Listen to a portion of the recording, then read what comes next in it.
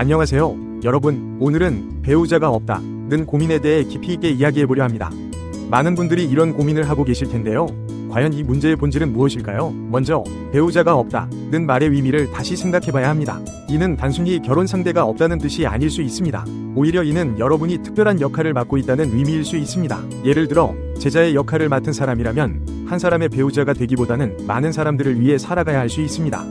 이런 경우 전통적인 의미의 결혼이 아닌 다른 형태의 관계가 더 적합할 수 있습니다. 우리는 종종 결혼이나 연애를 인생의 필수 과정으로 여깁니다. 하지만 이는 우리 삶의 다양한 방식 중 하나일 뿐입니다. 어떤 이들은 동반자와 함께 살아갈 수도 있고, 또 어떤 이들은 더 넓은 의미의 가족을 만들어갈 수도 있습니다. 중요한 것은 우리가 어떤 관계를 맺든 그것이 서로에게 도움이 되고 성장할 수 있는 관계여야 한다는 점입니다. 단순히 외로움을 달래기 위해 또는 사회적 압박 때문에 관계를 맺는 것은 바람직하지 않습니다. 여기서 우리는 행위의 의미에 대해 생각해 볼 필요가 있습니다. 모든 행위는 일종의 의사소통입니다. 우리가 누군가와 친밀한 관계를 맺을 때 그것은 단순한 육체적 행위 이상의 의미를 지닙니다. 그것은 우리가 서로에게 얼마나 헌신하고 있는지, 얼마나 깊은 신뢰를 쌓았는지를 보여주는 것입니다. 그러나 이런 행위들을 단순히 죄나 나쁜 것으로 여겨서는 안 됩니다. 우리의 육체도 이 세상을 살아가는 데 필요한 도구입니다. 중요한 것은 이 도구를 어떻게 사용하느냐입니다. 지혜롭게 사용한다면 그것은 기쁨과 성장의 원천이 될 수 있지만, 무분별하게 사용한다면 고통의 원인이 될 수 있습니다. 많은 사람들이 관계의 어려움을 겪을 때 종교나 다른 외부의 도움을 찾습니다.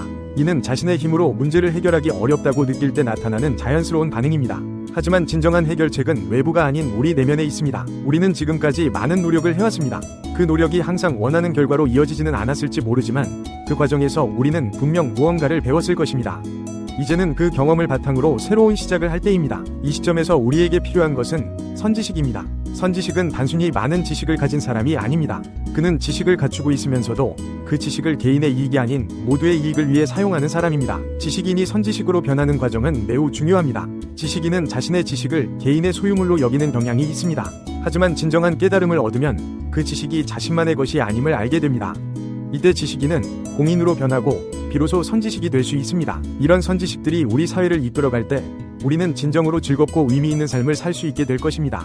하지만 지식인들이 사적인 이익만을 추구한다면 우리 사회는 큰 어려움에 직면할 수 있습니다. 그렇다면 우리는 어떻게 해야 할까요? 먼저 우리는 관계에 대한 생각을 바꿔야 합니다. 관계는 단순히 누군가를 소유하는 것이 아닙니다.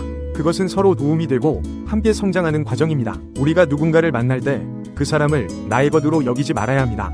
대신 이 사람과 나는 어떤 일을 함께 할 수 있을까? 우리는 서로에게 어떤 도움을 줄 수 있을까?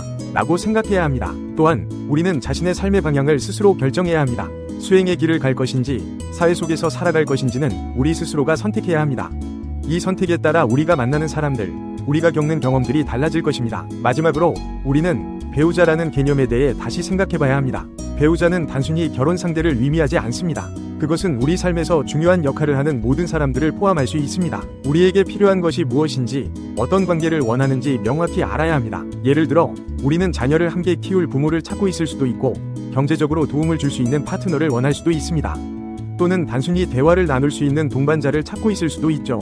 이렇게 우리가 원하는 관계의 본질을 파악하면 그에 맞는 사람을 만나는 것이 더 쉬워집니다. 배우자가 없다고 생각하는 분들께 말씀드리고 싶습니다. 세상에 정말로 배우자가 없는 사람은 없습니다.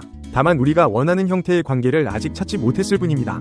때로는 우리의 고집이나 잘못된 기대가 좋은 관계를 방해할 수 있습니다. 관계를 맺을 때 가장 중요한 것은 서로를 이해하고 존중하는 것입니다. 상대방의 관점을 이해하려 노력하고 자신의 생각만을 고집하지 않아야 합니다. 이런 태도로 접근한다면 우리는 더 풍요롭고 의미 있는 관계를 만들어갈 수 있을 것입니다. 그러나 이 모든 것의 기초는 자기 자신에 대한 이해입니다. 우리는 먼저 자신이 누구인지, 무엇을 원하는지 명확히 알아야 합니다.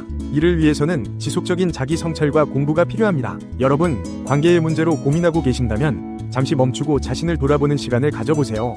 여러분이 진정으로 원하는 것은 무엇인가요? 어떤 삶을 살고 싶은가요? 이런 질문에 대한 답을 찾다 보면 여러분에게 정말로 필요한 관계가 무엇인지 알게 될 것입니다. 그리고 기억하세요. 모든 관계는 서로에게 도움이 되고 함께 성장할 수 있어야 합니다.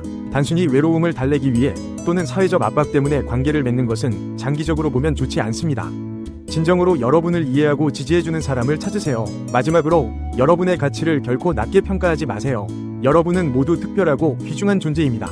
때로는 혼자 있는 시간도 필요합니다. 그 시간을 통해 자신을 더 깊이 이해하고 더 나은 사람으로 성장할 수 있습니다. 관계는 우리 삶의 중요한 부분이지만 그것이 전부는 아닙니다. 여러분의 삶에는 관계 외에도 많은 의미 있는 것들이 있을 것입니다. 자신의 꿈을 향해 나아가고 세상에 기여할 수 있는 일을 찾아보세요. 그 과정에서 여러분은 자연스럽게 마음이 맞는 사람들을 만나게 될 것입니다. 우리는 모두 인연으로 연결되어 있습니다. 여러분에게 꼭 맞는 인연이 반드시 있을 것입니다. 그 인연을 맺기 위해 지금 여러분이 할 수 있는 최선의 노력을 다하세요. 자신을 사랑하고 다른 이들을 이해하려 노력하세요. 그리고 무엇보다 희망을 잃지 마세요. 여러분의 삶에 아름다운 관계들이 가득하기를 바랍니다. 감사합니다.